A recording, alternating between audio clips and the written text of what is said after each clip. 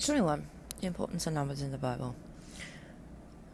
I've got the key to the door. Never before 21 before. 21, also known as the age we pretend we are 21 again. Although the age of adulthood has changed 18 in the United Kingdom, 21 is still the age of majority in many countries. Other than age-related things, what else does the number 21 appear in our lives? 21 is the atomic number of scandium, a rare earth element. There are a total of 21 spots on a standard die. 1, 2, 3, 4, 5 plus 6. It is also the highest winning score on a game of blackjack. There are 21 shillings in a guinea. There is discrepancy about the meaning of the number 21 in the Bible. Some say it has 21 as a result of 3 times 7, both considered perfect. The number is all perfect by default. Others, however, believe 21 represents wickedness, rebellion, sin. In 2 Timothy 3, the Apostle Paul lists 21 sins that humans will fall prey to during the end of the days. Lovers of themselves, lovers of money, boastful, proud, abusive, disobedient to their parents, ungrateful, unholy, without love, unforgiving, slanderous, without self-control, brutal, not lovers of the good, treacherous, rash, conceited, lovers of pleasure, reject the love of God, pretend to be godly, and deny God's power. Also in the relation to sin, 1 and 2 Kings reference the sins of Jeroboam, the first king of the northern tribes, 21 times.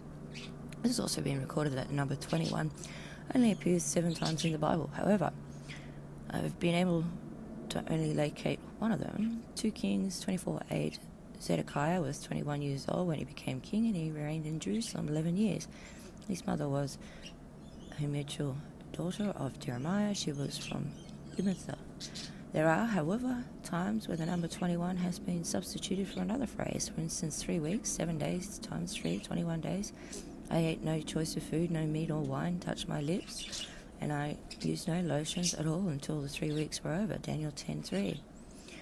The most interesting I've discovered while conducting my research, there is a total of 21 dreams in the Bible. They are as follows. Genesis 23. But God came to Abimelech in a dream one night and said to him, "You are good as dead because of the woman you have taken." She was a married woman. Genesis 28:12. Jacob had a dream in which he saw a stairway resting on earth with its top reaching heaven, and the angels of God were ascending and descending at Jacob's ladder. Genesis 31:10-11. In breeding season, I once had a dream in which I looked up and saw that the male goats mating with the flock were streaked, speckled, or spotted. The angel God said to me in the dream, "Jacob." I answered, "Here I am." Genesis 31:34. Then God came to Laban in the arm in the dream at night and said to him, "Be careful not to say anything to Jacob, either good or bad." Genesis 37:5-7. Joseph had a dream, and when he told it to his brothers, they hated him all the more. He said to them, "Listen to this dream I had. We were binding sheaves of grain in the field when suddenly my sheaf rose and stood upright, while your sheaves gathered around mine and bowed down to it." Genesis 37:9. And then he had another dream, and he told it to his brothers. "Listen here," he said, "I had another dream. This time the sun and the moon and 11 stars were bowing down to me." Genesis 40:9-11. So the chief cupbearer told Joseph his dream. He said to him, "In my dream I saw a vine in front of me, and on the vine there were 3 branches. As soon as it budded, it blossomed, and its clusters ripened into grapes. Pharaoh's cup was in my hand. I took the grapes, squeezed them into the Pharaoh's cup, and put them in his hand." Genesis 40:16-17. When the chief baker saw that Joseph had given the fable interpretation, he said to Joseph, "I too had a dream. On my head there were 3 baskets of bread. In the top of the baskets were all kinds of baked goods for the Pharaoh, but the birds were eating them out of my basket on my head." Genesis 41:1-4. When 2 full years had passed, the Pharaoh had a dream. He was standing by the Nile, when out of the river there came up 7 cows, sleek and fat. And they grazed along the reeds. After them 7 cows, ugly and gaunt, came up out of the Nile and stood beside them on the river, those on the riverbank. And the cows that were ugly and gaunt ate up 7 sleek, fat cows. Then the Pharaoh woke up. Genesis 41:5-7. He fell asleep again. He had a second dream. 7 heads of grain, healthy and good, were growing in a single stalk. Around them 7 other heads of grain sprouted thin and scorched by the east wind. The thin heads of grain swallowed up the 7 healthy, full heads. The Pharaoh woke up. It had been a dream. Judges 17. Gideon arrived just as the man telling his friend had a dream. "I had a dream," he was saying. "A round loaf of barley bread came tumbling into the Midian cup. It struck the tent with such a force the tent overturned and collapsed. 1 Kings 35 at Gibeon, the Lord appeared to Solomon during a night in a dream, and God said, "Ask for whatever you want me to give you." Daniel 2:31-35. Your Majesty Nebuchadnezzar looked, and there before stood a large statue, an enormous, dazzling statue, awesome in appearance. The head of the statue was made of pure gold in its chest and arms, silver, its belly and its thighs of bronze, its legs of iron, its feet partly of iron and partly of baked clay. While you were watching, a rock was cut out, but it was not by human hands. It struck the statue on its feet, iron and clay, and smashed them. Then the iron and clay, the bronze and silver and the gold were all broken into pieces and become like chaff, thrashing on the floor in summer. The wind swept them away without leaving a trace, but the rock that struck the statue became the whole huge mountain and filled the whole earth. There were visions Nebuchadnezzar saw while lying in bed. I looked, and there before me stood a tree in the middle of the land. Its height was enormous. The tree grew large and strong. On top of it, it touched the sky. It was visible to the ends of the earth. Its leaves were beautiful, its fruit abundant, and on it was food for all.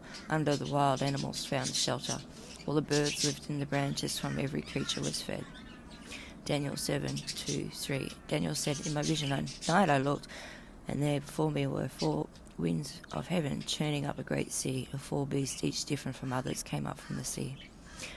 Matthew 1:20-21. But after he had considered this, the angel of the Lord appeared to him in a dream and said, Joseph, son of David, do not be afraid to take Mary home as your wife, because what is conceived in her is from the Holy Spirit. She will give birth to a son, and you are to give him the name Jesus, because he will save his people from their sins.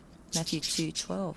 And having been warned of the dream not to go back to Herod, they returned to their country by another route. Matthew 2:13. And when they had gone, an angel of the Lord appeared to Joseph in a dream. Get up, he said. Take the child and the mother and escape to Egypt. Stay there until I tell you, for Herod is going to search for the child and kill him. Matthew 2:19-20.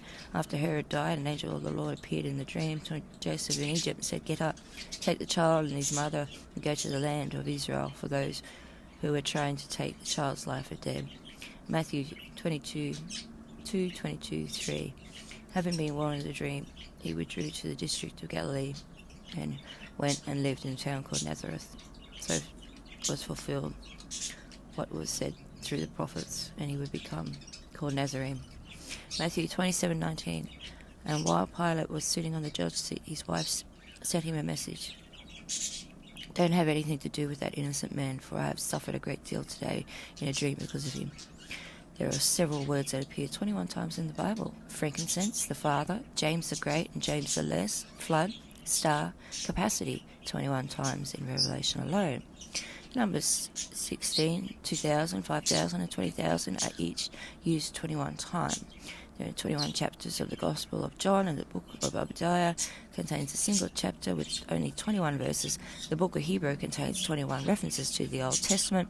There are 21 epistles in the New Testament: Romans, 1 Corinthians, 2 Corinthians, Galatians, Ephesians, Philippians, Colossians, 1 Thessalonians, 2 Thessalonians, 1 Timothy, 2 Timothy, Titus, Philemon, Hebrews, James, 1 Peter, 2 Peter, 1 John, 2 John, 3 John, and Jude. Paul wrote the first 13 listed. So does the number 21 represent sin, perfection, both neither, or something else? I welcome your thoughts.